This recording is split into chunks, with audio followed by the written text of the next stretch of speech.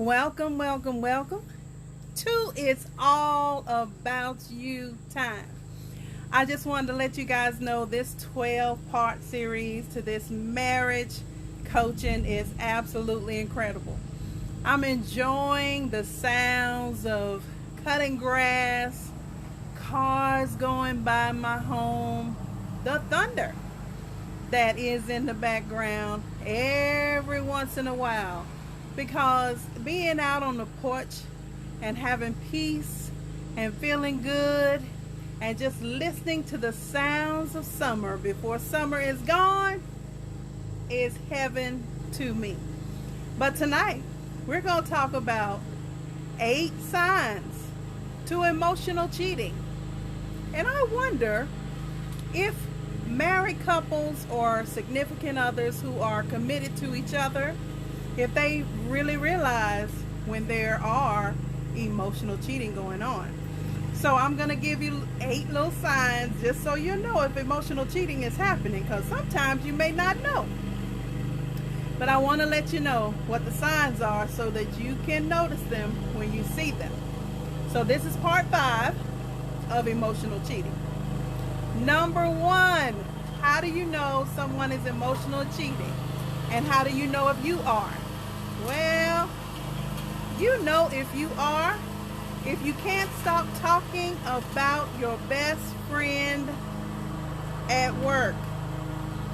When no matter what your conversation is, you're talking about that one person all the time, even to your spouse or your significant other. That's one sign that you are emotionally cheating, and you may not even know you're doing it. 2, you vent to your coworker more than you vent to your significant other or your spouse. Have you found yourself just talking to someone else and maybe you say, we just click, I can just talk to them, they listen to me.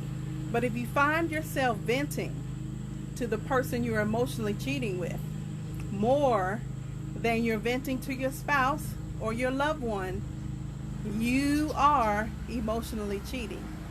And some of these cheating type of human things that happen, sometimes they sneak up on us, and this is why some marriages don't work.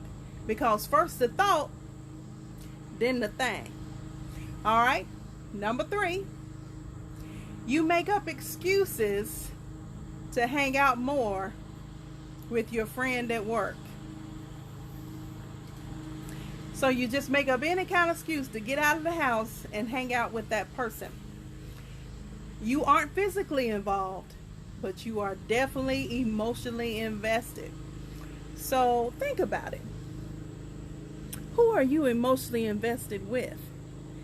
And is that interfering with your current relationship? Number 4, you lie to your partner about your whereabouts when you're spending time with this person. Now, that should be a clue. Anytime you have to lie to the person you love and you're going to spend time with someone else because they make you feel better, or you're able to talk to them more, or they give you the attention that you're seeking, or there's something else happening, you are emotionally cheating. Number 5, you hide text messages and phone calls or emails from your partner from that person. Now, that's a clear sign that you're doing something you know you shouldn't be doing. Anytime you have to hide text messages, phone calls, or emails that come from that individual and you can't show your partner, you are emotionally cheating. Also, number 6, you don't prioritize your existing relationship. In other words, it doesn't come first to you anymore. You want to spend time with that other person more than you want to spend time with your significant other. Oh my goodness, that's emotional cheating. Number 7, you constantly pick fights with your partner. Why would you do that? Well, you're doing that so that you can find a reason to leave to go spend time with your coworker or your friend at work. So just know these are just a few signs. I got one more left for you. But these are just a few signs of emotional cheating. Number 8, the very last one. How do you know when you're emotionally cheating? You actually feel guilty about what you're doing. You know that you shouldn't be feeling the way you feel about another person when you're married or committed to the one you're with. Marriage is hard as it is. It doesn't need any help from little subtle ways of emotionally cheating. So when you're married, and that's why this is a 12-part marriage series, because there's some definite do's and don'ts that you need to make sure you're aware of. But emotional cheating, let me tell you, anybody that's emotionally cheating, the first thing they're going to say is, I haven't done nothing. What are you talking about? You haven't done what? Because what they're talking about is they haven't physically done anything with that person, but they constantly talk about them. They want to spend time with them. They hide text messages, phone calls, and emails from them. They lie to you about where their whereabouts are. They prioritize them more than your relationship, and they're constantly picking fights with you so that they can figure out how to go spend more time with them. So just know, if you feel guilty, you are emotionally cheating. So how do you come back from, emotionally cheating when you have a connection with someone that's not your spouse, that's not your significant other, that's not the person you're in a committed relationship to, that's not the mother or father of your kids? How do you come back from emotional cheating once you recognize that's what you're doing? The same energy you're putting into that other person, stop that first and put that same attention and energy into your spouse, your significant other, into the person you're in a committed relationship with. And you say, well, gosh, we argue and we fuss and we fight all the time. It's like we don't know each other. We don't agree on anything. Well, have some conversations. Get back to the things that y'all used to do when you first met. Go back to the conversations that you used to have when you first met.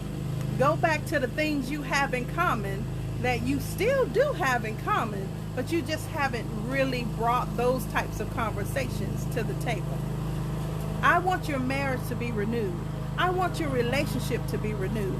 But we have to handle these 12 issues that come up in marriages in order for us to be able to realize that you can't have marriage unless you want to have a marriage.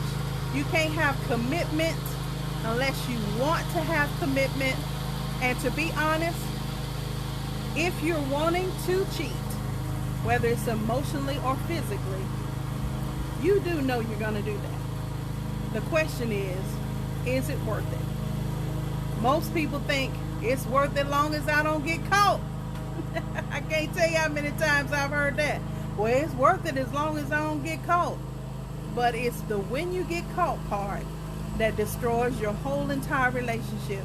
And it's hard to build trust and come back from cheating, whether it's emotionally or whether it's physically or both. It's very hard on a committed relationship. So as we're strengthening marriages in America, because truly the family has broken down over the years, I'm so happy that one of the results of COVID-19 was putting families back together in their own home again, isolating them to their families again, having you spend time with children, spouses, and significant other, mothers, fathers, and just rebuilding relationships. I'm happy because truly when you rebuild relationships, you are able to have family and make family great again. So I want to thank you for tuning in to It's All About You. Please visit dot it's all about you solutions. It's all about you dot solutions. I'm also going to make sure that I post on Facebook my YouTube channel. So if you didn't have a chance to get to see the other 4 that was talked about prior to this 5th one, you can go back and look at those videos. But I'm committed to making marriage work again. I'm committed to having marriage be fun again. And I want to thank you for tuning in again. So have a great day. It's Thursday. It's after 6 o'clock. But we want to thank you so much for tuning in.